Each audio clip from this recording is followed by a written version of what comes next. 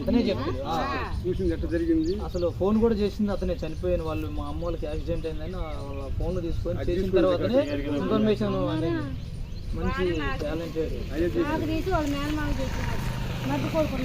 సరే అడగండి ఏం జరిగిందో చెప్తారు.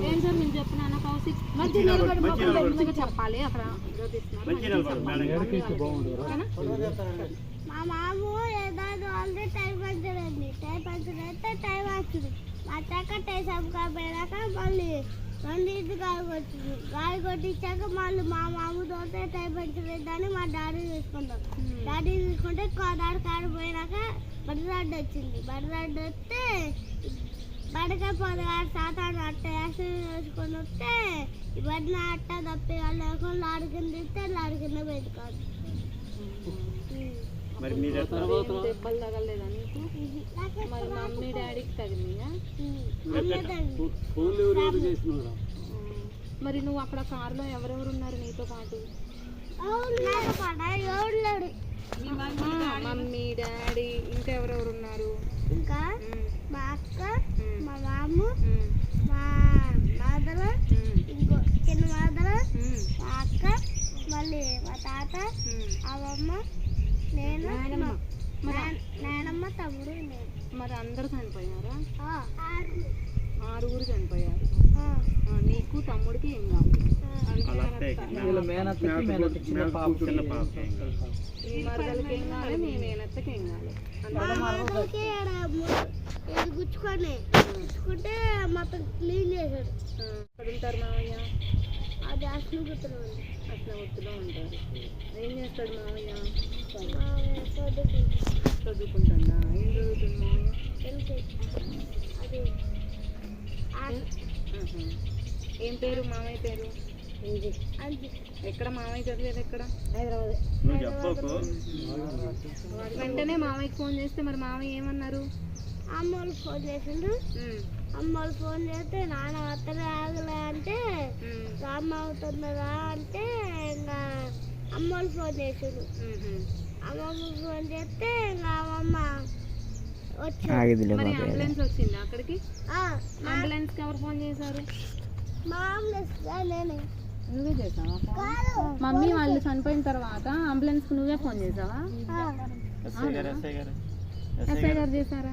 ఎస్ఐ గారు చేశారు. ఎస్ఐ గారికి ఎవరు చెప్పారు? ఎస్ఐ గారికి తెలుసా?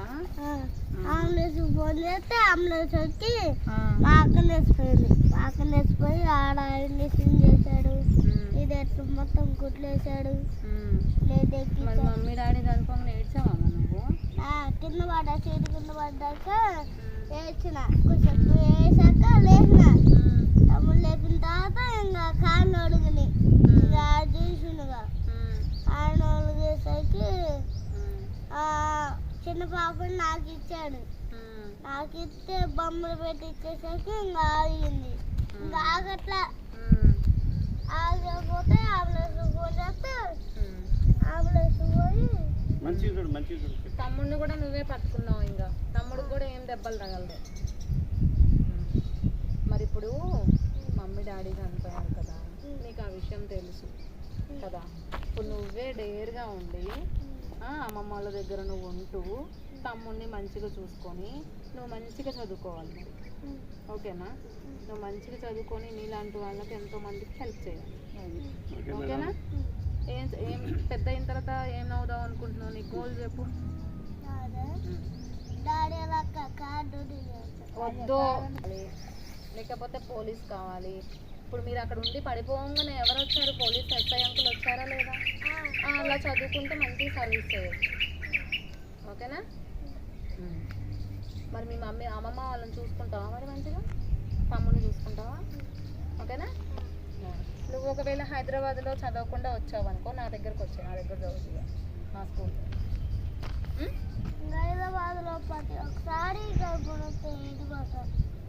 హాలిడేస్ అప్పుడు ఇంటికి వస్తావా?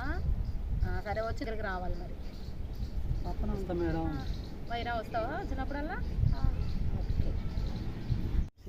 అంటే వీళ్ళు హైదరాబాద్కి వెళ్ళక ముందు ఇంట్లో ఉండేవాళ్ళు.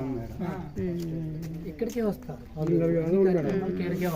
కాకపోతే ఈ పిల్లల పేరెంట్స్ పనుల నిమిత్తం హైదరాబాద్ వెళ్ళడం జరిగింది. అక్కడే కూలి పనులు, ఇళ్లలో పనులు వాచ్మెన్గా చేసుకుంటూ ఉంటారు.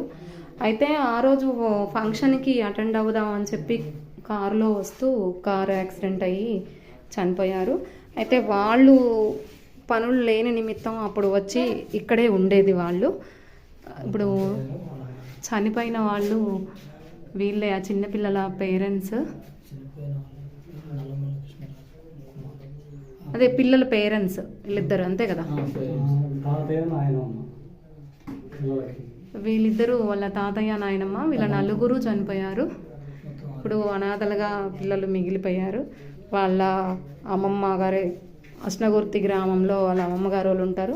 వాళ్ళ అమ్మమ్మ గారు వాళ్ళు ఈ పిల్లల్ని పెంచి ఇంకా పెద్ద చేస్తారు. ఈరోజు మనం పెద్ద వీరవల్లి గ్రామం దగ్గర ఉన్న గోవిందాపురం గ్రామానికి రావడం జరిగింది. ఇక్కడ ఈ పిల్లల పేరెంట్స్ ఇటీవల కాలంలో రోడ్డు యాక్సిడెంట్లో కోదాడ దగ్గర సూర్యాపేట జంక్షన్ దగ్గర రోడ్డు యాక్సిడెంట్లో చనిపోవడం జరిగింది. ఆ చనిపోయిన క్రమంలో ఆ యాక్సిడెంట్లో మొత్తం 6 చనిపోయారు. పిల్లలిద్దరూ అనాథలుగా మారిపోయారు. వాళ్ళ తాతయ్య నాయనమ్మ కూడా చనిపోయారు. అయితే ఈ పిల్లలిద్దరికీ ఈరోజు మార్పు స్వచ్ఛంద సంస్థ ద్వారా 5,000 రూపాయలు ఇద్దామని ఇవ్వడం జరుగుతుంది. ఈ విషయాన్ని మాకు ఆ పేపర్లలో వాటిలో చూసాం, కానీ మళ్ళీ మా దగ్గరికి మనం రిపోర్టరు సత్యానందం గారు మార్పు స్వచ్ఛంద సంస్థ ద్వారా ఏమన్నా హెల్ప్ చేస్తారా మేడం అని మమ్మల్ని అడగడం జరిగింది. తద్వారా మేము ఇక్కడికి వచ్చి బీరెల్లి దగ్గర ఉన్న గోవిందాపురం వచ్చి ఈ పిల్లలకి 5,000 రూపాయలు అందజేయడం జరుగుతుంది. మీరు వీటితో బుక్స్ కొనుక్కోవాలి, ఓకేనా? బుక్స్ కొనుక్కొని మంచిగా చదువుకోవాలి.